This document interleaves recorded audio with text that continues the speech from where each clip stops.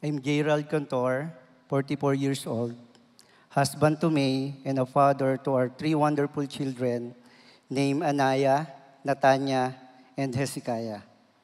I was 12 years old when my father threw me out of the house because of my rough and rebellious character. While living in the street, I met the supreme master of a fraternity. I couldn't be a member yet then because I was too young. But I constantly joined them when they used drugs and engaged into gang fights. It was during one of these gang fights that I first experienced stabbing people. This incident hardened my heart even more, such that I no longer cared where my wayward life would bring me. All I knew was that I hated my father so much. After a few months, I found out that my father left my mom for another woman. This was my opportunity to go back home, but nothing changed in me.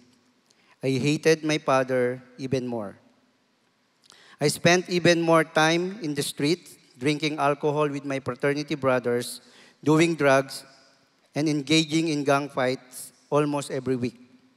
One day, I found out that the police were hunting me for a double murder case that I committed when I was 12 years old. I went to the province to hide, and each time I came home, I had to walk on roofs and enter through windows for fear that the policemen will arrest me. At 14 years old, I tried to live a normal life. This was also the time I met a Christian couple who showed me a genuine love. However, it was also the time it, it was also this time when I was caught by the police and thrown in jail. Those were the worst 3 years of my life. And I also remember my father visiting me in jail even we're not in good terms. 3 years after, I was released because I was just 17 years old. I felt grateful to God for giving me a second chance, but my heart remained unchanged. I even became the president of our fraternity. However, in one of our street fights, my fraternity brother left me in the middle of the brawl. I was all alone being ganged up by our enemies, and I thought it was my end.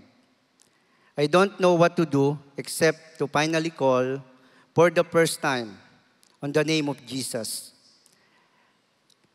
I remember what the Christian couple used to tell me, that everyone in this world may someday abandon me, but not God. He will never leave me nor forsake me. Miraculously, I was able to escape my attackers. After that unforgettable experience, I decided to turn back on my fraternity and turn to Jesus. I wanted to change, but I still could not surrender everything to God because I was still angry and bitter towards my father. God's solution was that He allowed me to go back to school, and my teacher was a Christian. He modeled me the admirable qualities of a Christ-like person. That is why I could not turn him down when he invited me to join a youth camp. There I learned more of how Christians should live, and that the ultimate way to survive and thrive in this world is by obeying God's word, the word of God. After the camp, I became active in the youth ministry of CCF East. And in March of 2003, I finally surrendered everything to God. I was also able to declare my wholehearted forgiveness for my father. Praise God po. A few months before my wedding day, in 2010, I was able to meet up again with my father. It was only then that I had a wonderful and unforgettable bonding with him. Most importantly, a time of forgiveness, healing, and reconciliation. One time, we visited my father in the province, and he accepted the Lord into his life. It was God's divine timing. Praise God po. because we later learned that he had a prostate cancer and eventually went to be home with the Lord. I eventually got involved in the youth ministry in helping street children to find a new life in Jesus Christ. I also had the privilege of going to the Bible school where I graduated in 2017 with a degree of Bachelor's of Art in Theology. But my journey with Jesus was not exempt from challenges.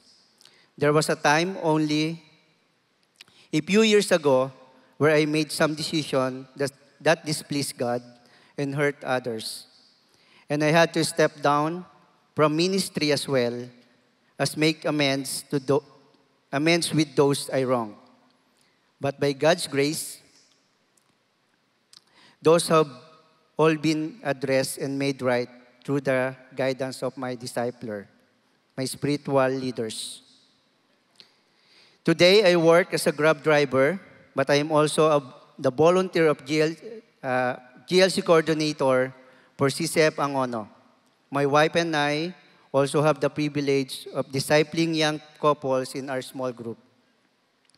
We are able to do this because by God's grace, we have been given the example of genuine Christ-likeness through the lives of our own D group leaders who never gave up on me when I was at my worst and lowest.